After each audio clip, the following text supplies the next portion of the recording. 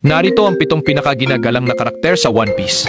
Sa ikapito, si Luffy, ang kapitan ng Straw Hats. Kilala siya na kahit kaibigan o kalaban, ang sinumang makakilala sa kanya ay natututo siyang igalang dahil sa kanyang pagkatao. Sa ika-6, si Jinbei, ang karakter na halos lahat ay gusto. Maging marines o pirata, hinahangaan siya dahil sa kanyang katapatan at dangal, at para sa mga fishman, isa siyang tunay na bayani. Pumapangatlo si Shanks na nakamit ang respeto ng lahat dahil sa kanyang kabaitan at lakas. Sa Marineford, nakita kung gaano kabigat ang kanyang mga salita.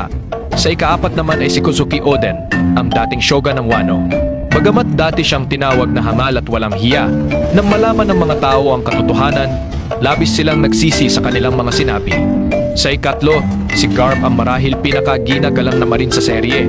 Siya ang tanging marine na kayang suwayin ang Celestial Dragons ng walang parusa, kaya naman hinahangaan siya ng lahat. Sa ika-2, si Whitebeard, hindi lamang kinilala bilang pinakamalakas na tao noon, kundi isa rin sa pinakabait na pirata. Dahil dito, nagdulot siya ng labis na respeto mula sa marami. At sa unang pwesto, si Goldie Roger, ang pinaka-ideal na pirata. Lahat ng pirata ay nangangarap na maging katulad niya, kaya't siya ang naging inspirasyon ng marami sa paglalayag sa Grand Line.